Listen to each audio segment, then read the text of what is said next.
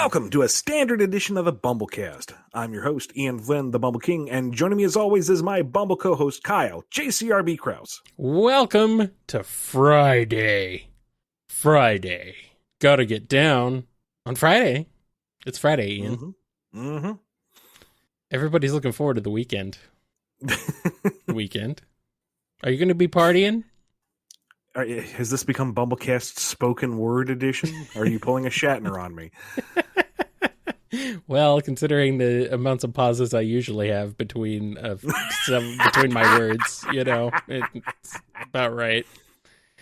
I'm not a fast speaker, I guess. That's all right. That's why the magic of editing exists. Exactly. Now, today's episode is devoted to questions we have received not from patrons, but from everybody else. Yeah. And, where does this batch come from today, sir? This batch all comes from our Discord, but these are not the priority patrons. No. These are folks who have been very patient for weeks, months, years, in a few cases. Sorry about that, guys. So, specifically, there's one person who has asked a lot of questions over the last few years, and we're way behind on them. So, a little bit to the second half of the show, we're going to get caught up with that person's questions a little bit. At least catch them up to 2021.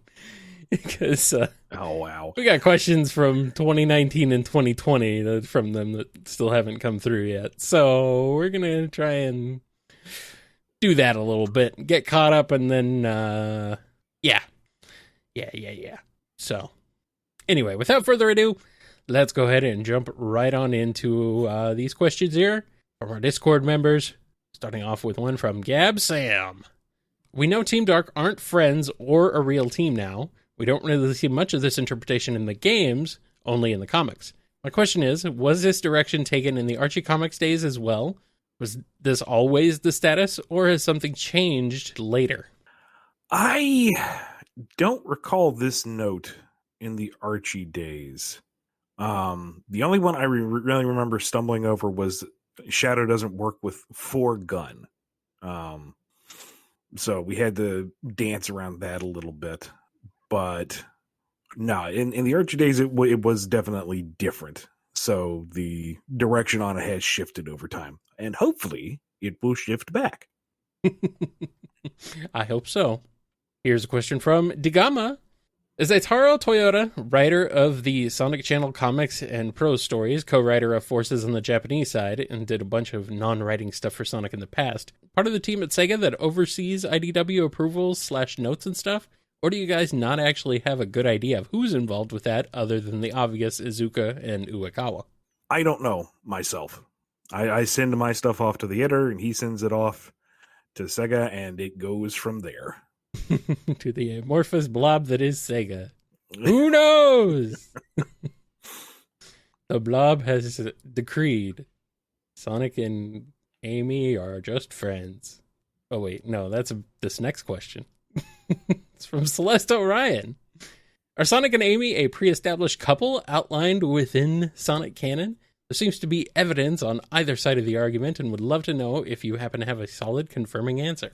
I mean, in the past, it seems to have kind of waffled, but the present course that we have been given is there are no serious relationships romantically to follow up on.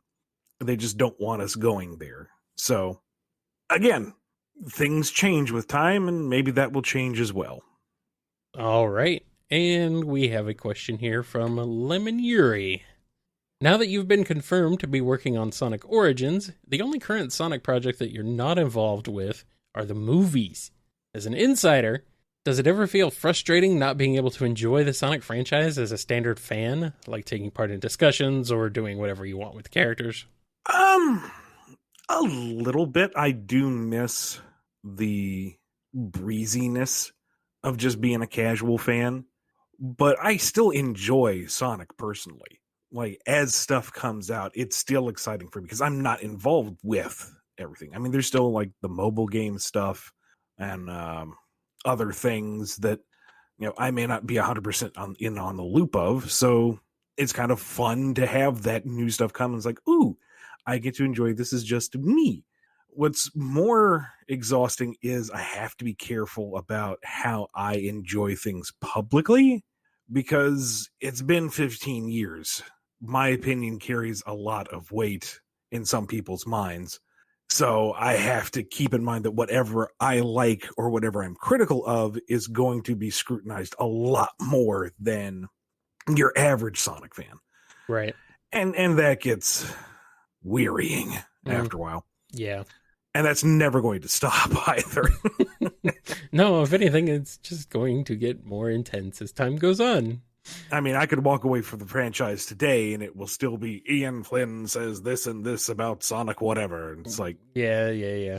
But I don't know. That's part of what makes Sonic so appealing to me, though, is even though I am neck deep in this franchise and have been part of the machine for so long, I still enjoy it. It's still fun to consume it, even if I have been part of that process. So, yeah, I do miss the simpler halcyon days of being a casual fan, but it also isn't like I'm completely on the other side of the mirror and can't enjoy what's there. Right. I mean, you're still technically freelance. You're not like within the bowels of Sega necessarily. You don't necessarily get to see everything. You don't get to see how the entire sausage is made. Just parts of it. Here's one from The Might of Jabura, or Gebura. I'm not sure. Do we know, Ian? Do you know what this? I do not know Gebura, but I'm assuming Gebura. Gebura. Might of Gebura. Sure, we'll go with that. In Sonic Boom, there were a few nods to string theory and super string theory. Based on books that Orbot and Cubot were reading, would this apply to the universes as a whole? That first I'd have to fully understand string theory and super string theory, and I've tried and no. I don't think anybody does. I mean, I've tried a few times, and the more I get into it, the more it just sounds like Calvin Ball for physics. Physics is Calvin Ball, really. So, I mean, but I guess I don't know how. It all depends on how hard sci-fi mainline Sonic wants to be. Yeah. And not saying that Sonic Boom was hard sci-fi, but they they use it as a joke, and how seriously do you want to take that, and how far do you want to spin it, and blah blah blah blah blah. I mean, yeah, it's Sonic Boom. I mean, I don't know. I mean, maybe that's a reflection of string theory. In one dimension, it's just a joke, but in another, it's an actual part of the cosmology. It's dimension on dimensions, Kyle. Oh, God. Oh, no. This is too much. My brain can't handle it, man. I can't do it. I got to move on. We got to move on to this next question here from Joey, the Sonic fan. It's been stated that Zavok is the ruler of the Zeti. Was he born their ruler like a prince, elected their ruler, or did he conquer the rest of his species? From my understanding, he earned the position from Master Zik. Zik came first. How that transition went, I don't know. Maybe it was a trial by combat. Maybe it was a pie-eating contest, in which case, how did he beat Zamam? Who knows? But which came first, the Zavok or the Zeke? So, I don't know if this really counts as all Zeti. Like, I'm assuming this just goes as far as the Deadly Six. I don't think he rules all Zeti on Lost Hex. But I could be wrong. I don't know. And I don't think we're going to be exploring that anytime soon. We haven't even seen any other Zeti. Mm-hmm. Like we have not seen the Zeti spaghetti. It's just been those six, particularly the deadly ones. Except in an alternate universe where they're the friendly six instead. Here's a question from Awesome Cakester. Have you guys ever wondered why Espio doesn't use his tongue in games or comics as some kind of attack or something else that could come in handy or be visually interesting? The only time I can remember anything using it was Sonic the Fighters. Yeah, and I had a pre-reboot story where he kind of used it as a ninja rope to escape a scene. Mm-hmm. And that did not go over well in the fan base because it looked ridiculous. And you know what? That's fair. It kind of did. It absolutely did. And I want to say I remember Sega having a note of, don't do that anymore. Mm-hmm. So I think that's just something they don't want for the character. Mm-hmm. Yeah, and no, don't do that. We don't need Yoshi Espio. We don't need that. No. No.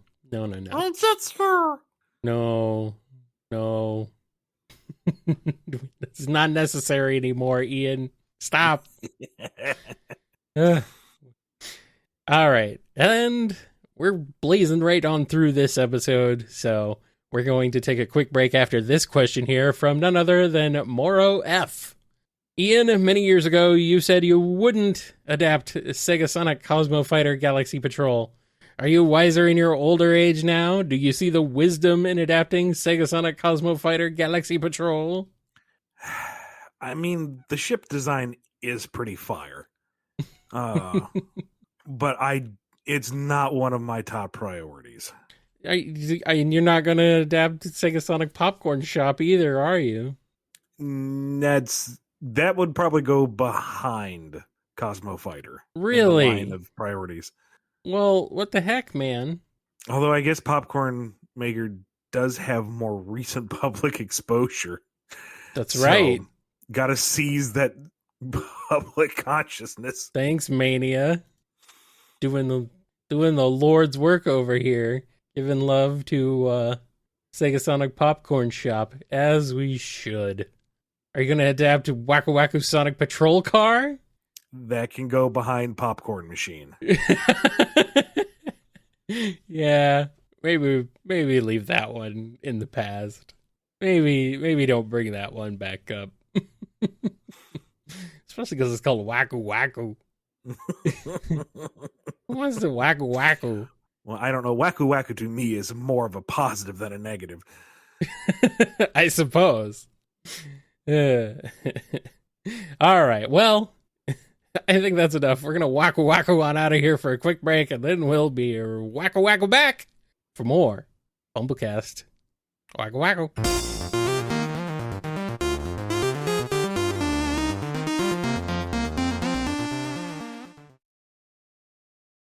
We have returned, and we have a very special segment here on the BumbleKast going on today.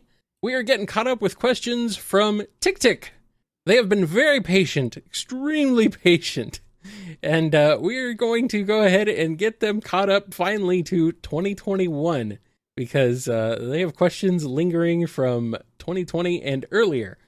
So I got some questions from them here.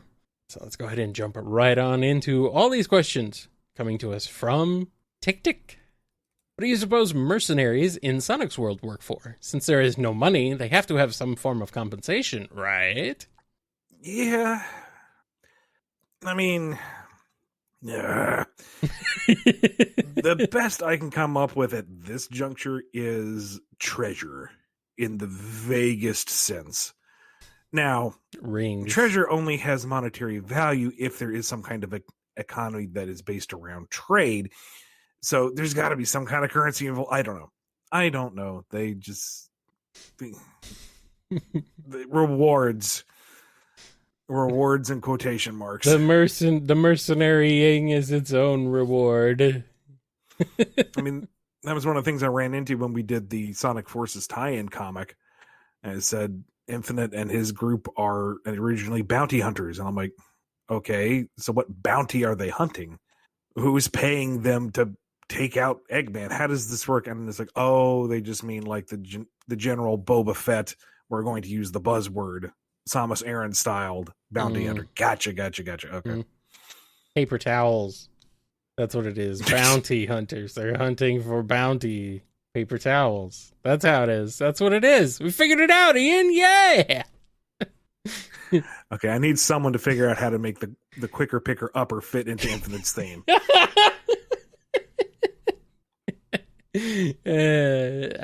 Somebody will figure it out, maybe. And we got another question from Tick Tick. If Sega didn't want IDW touching Sonic Forces, why did IDW start off being a sequel/ending to Forces? Wouldn't it have been better to not have the implied baggage of Eggman's world conquering and Infinite existing, and just start square one with a more quote-unquote normal Sonic story? Arguably. At the time, the idea was that we were going to kind of synergize off of the recently released game, and Sega seemed cool with that. And then as things progressed, there were notes and things were changed. Yeah, they moved on from marketing Forces. Forces became the old and busted. So, not the new hotness anymore. Well. Next question. I noticed in Mega Man number 22, Iceman gives himself confidence by telling himself to shape up, soldier. Was this setting up his split personality as a future possible plot point, or just a quick little reference? Shoot, I should have looked this up. It was some kind of reference. That was based off of some little bit of obscure trivia that I remember researching, and now I don't remember the full context of it, dadgummit. But it was something about some little bit of Japanese minutia to Iceman, about how he kind of hypes himself up by talking to himself. I don't think it was supposed to be full split personality, but kind of a degree of disassociation to get him moving. Interesting. That might have been something from Powered Up, but it's been a long time since I've done my Mega Man research, so I don't remember off the top of my head. Why don't you remember everything, Ian, about Mega Man? What's wrong with you, man? You're lucky I remember to plug in the mic when we do this show. Come on now. How could you do this? How could you forget about Mega Man?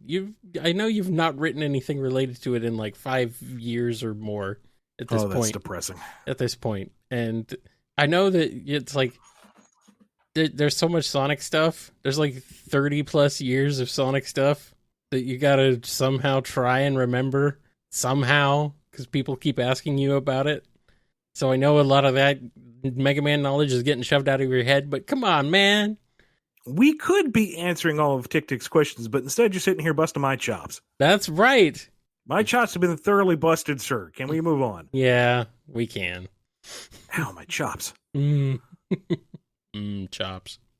All right, here's another one. I know it's something that probably isn't going to show up a lot, but are Blaze's body image issues still canon, or was that just a designer's note that only existed for Sonic 06? That's a good question. I don't think it's in the mix anymore. I mean, part of that can be just explained that Blaze has developed a more self-confidence since her meeting with Sonic, and it's not something that bothers her anymore. It's not something I particularly want to go back to myself, but I don't think it's in the cards anymore. I don't know. I haven't received a note on it myself. It could just also be because she hasn't shown up enough for it that to is be also for it to be factor. For it to be a factor. Yeah, of course. Which is obviously not your fault.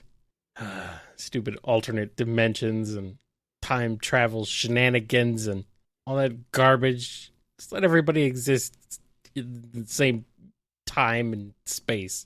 Come on. How hard is it? All right. We got more questions from Tick Tick coming.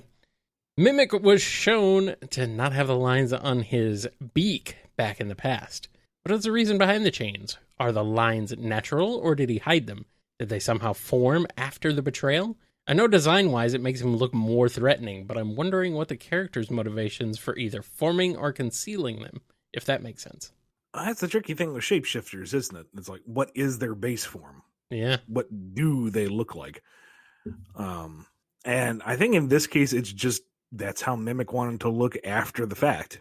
We don't really have a defined period of time between the betrayal of the Diamond Cutters and when we see him again later. So it could be a mark. It could be just a design choice. There's a lot of room for interpretation. according to Evan Stanley over on her Tumblr, spiritsonic.tumblr.com, she says someone else asked pretty much the same question, and that she says, as a shapeshifter, Mimic is intentionally changing his appearance to look more intimidating. That's what well, there you go. She says. So, yeah, cool. Thanks. I will take that as the word of God answer and say, yep, that's it. Thanks, chat, for helping out there. Much appreciated. Up next, with Bad Guys, it seems you're really trying to give us more to Zavok than the games ever have. Can you tell us what it's like trying to make a compelling villain out of a character that has such a hatedom as Zavok? Obviously, Sega wants him to be favored by fans, so it seems like a good goal, but what are some of the challenges that you've come across in the endeavor? Whenever it comes to a character that either I am not personally a fan of or isn't as well received in the fandom as others, I try to approach it as, okay, what is there and how do you play with it in a way that I would find enjoyable and hope that that works for the vast majority of people.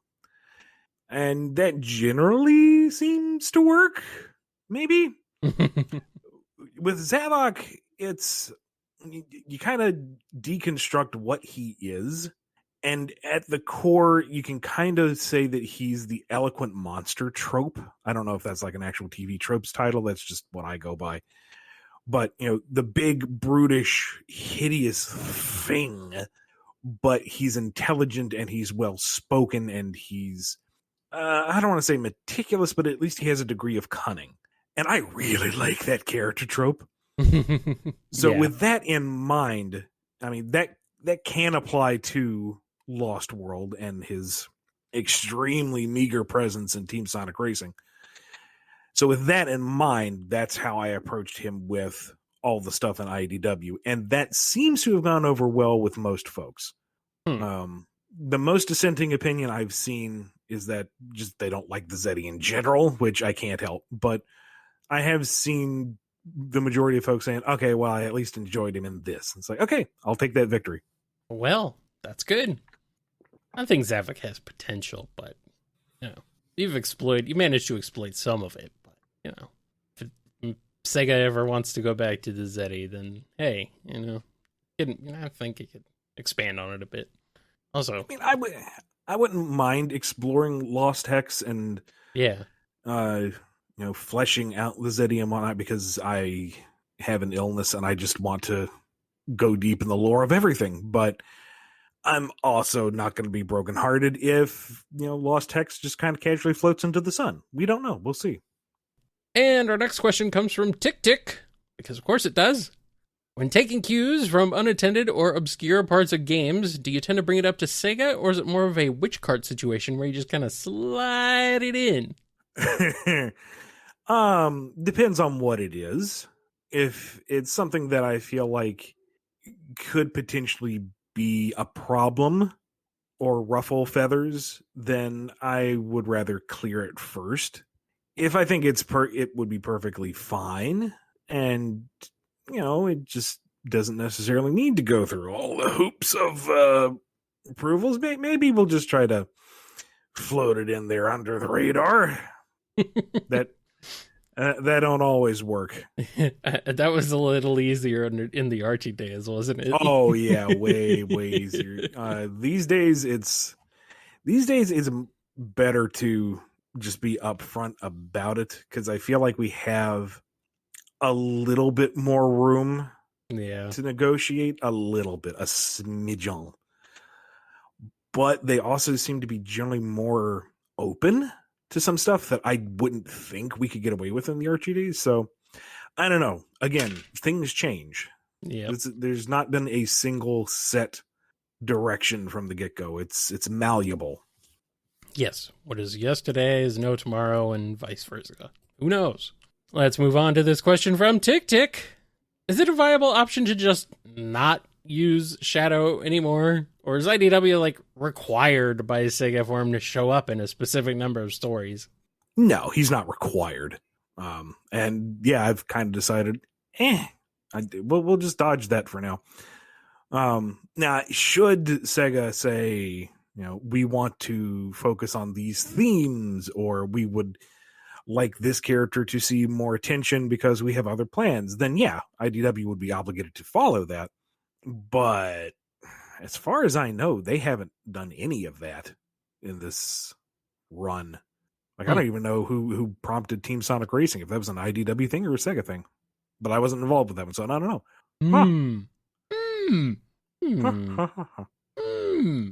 Weird. And we've arrived at our final question for this week from Tick Tick.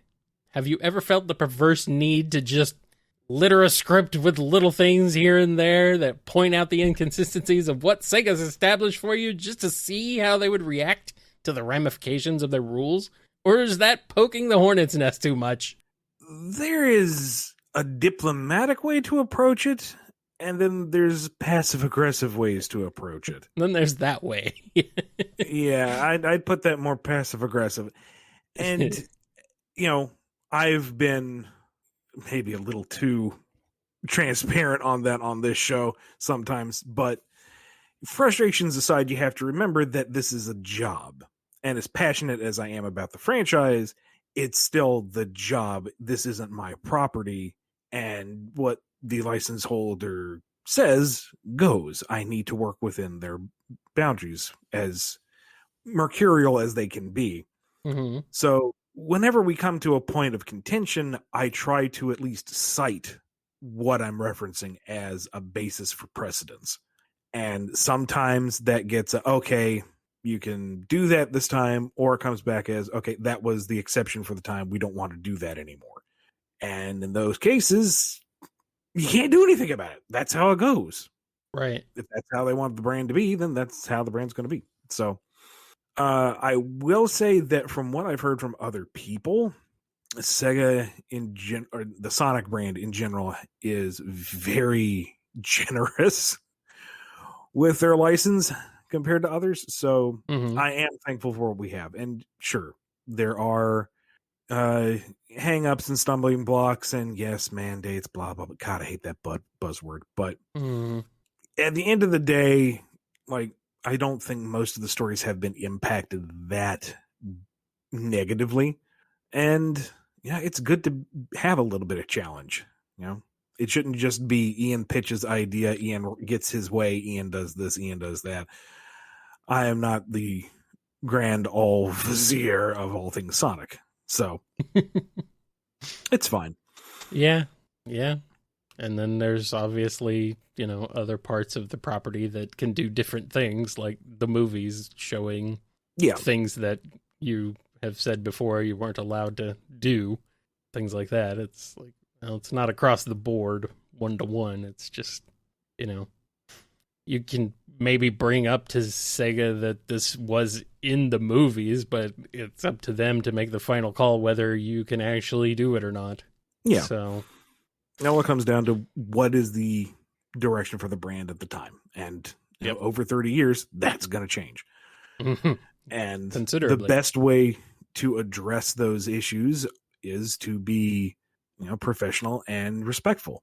If you do little spiteful notes and like, well, this is how you corrected me here, but now this is different. That nobody wants to work with a person like that. No, so no, definitely not. I wouldn't be here. I wouldn't still be here after 7 years. Is that how long we've been doing this show? I don't want to think about that. Oh my God. It was like October 2015, dude. Time. Welcome to the BumbleKast. Yeah, that's the slowly decaying bones of Ian and Kyle. Ask our undying spiritual questions so we can finally have peace. Maybe this episode we can finally be released into the afterlife.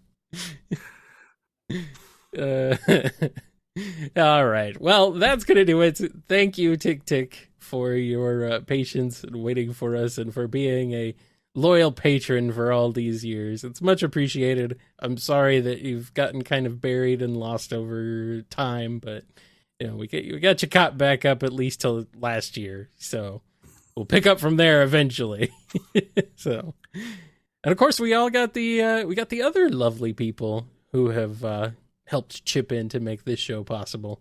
Yes, big thank you to Daniel H., Alex P., James K., John B., Jennifer R., Robotnik Holmes, Samuel P., Sam Cybercat, Mike B., Dave M., Coupling Crew 128, Do As Diz Den, Off, Andrew D., Salute Your Cat, Jay Frost, Scruffy Matt, Hero of Light 13, Chris A., Sony, Ryan D., John M., Noni, Jib, Don B., Yami M., Lee H.K., Lisa M., Chevelle, Fiona M., Piggy Bank, Blue Title Gamer, Invade Turbo Tunis, Ben W, Tick Tick, Sonic, Xanderoni the Painter, Final Neil, Jonathan D, Axis, Nemric, Solera Stain, Godzilla, Daddler the Dalek, Scurvy Pirate Hog, The Name is X, Chaos Universe, Sonic Legacy, Daniel B, Ava Arctic, Pedanti Cat, Dove, Red the Supernamic, Pan Dolce, Quaggle Gaggle, Chad, Professor Rye, Jennifer H, Les, Cameron H, Sapphire Scarletta, Preston M, Alphamon Oryukin, Arc Fighter, Noah S, Corjiro Highwind, Sonic Ranger, Chase L, Nondal, Alex GS, Awesome Cakester, Kimiko, Radry, Callum Q, Shaggy Dog, Jack the Animator, Just a Mountain Soul, Finest Cacophony, Ty H, John the Real Waluigi,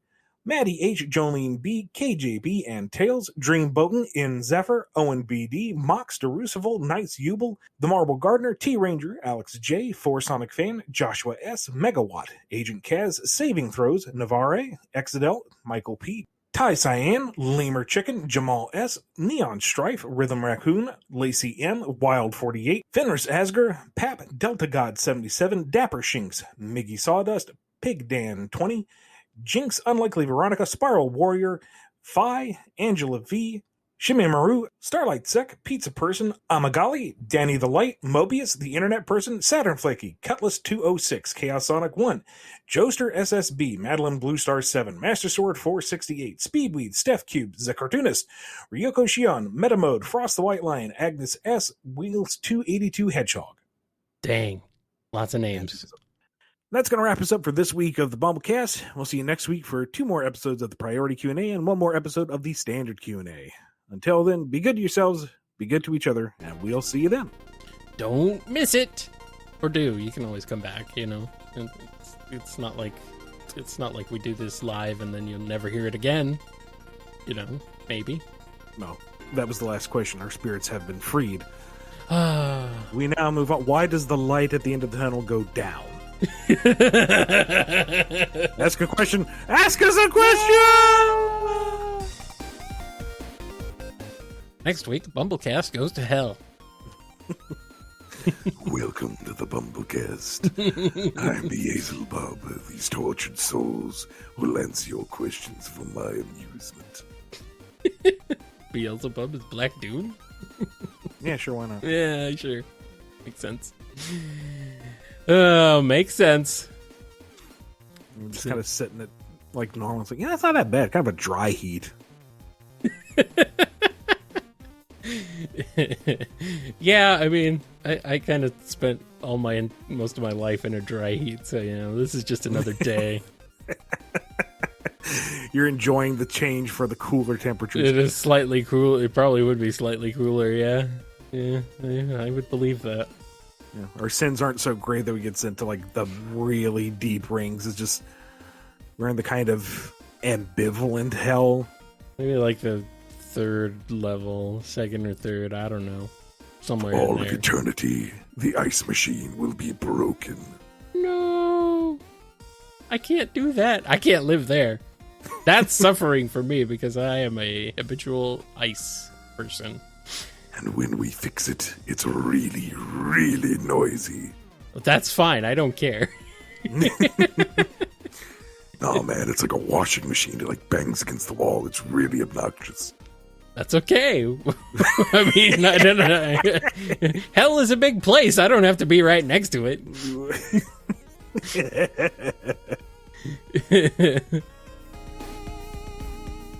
Yeah, we're just cruising through this one. Yeah, I figured this one wouldn't take too long. It's like, why didn't we record this last night? Oh, yeah, we were dead.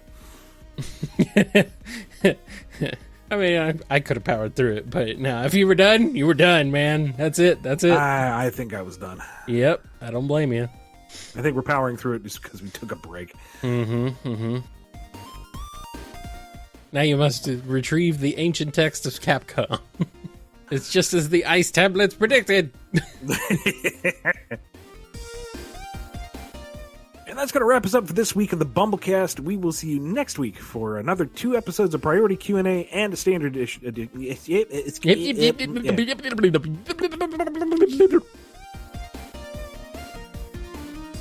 You've been listening to the BumbleKast, a co-production of Bumble King Comics and the KNGI Network. Original theme music composed by Ken Coda Snyder. Remixed intro by T-Lopes. Find out more information, along with podcast feeder links, MP3 downloads, and more at bumbleking.com and kngi.org.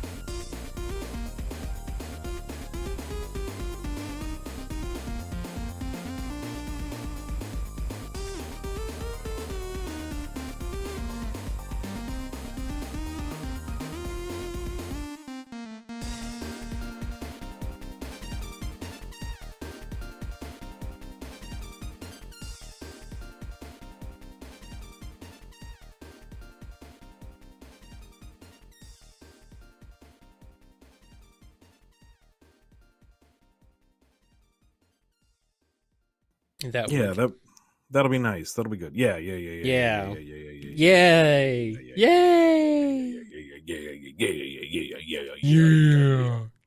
Okay. Yeah. This is what we talk about, Dan. Yep, it's boring. Turn it off.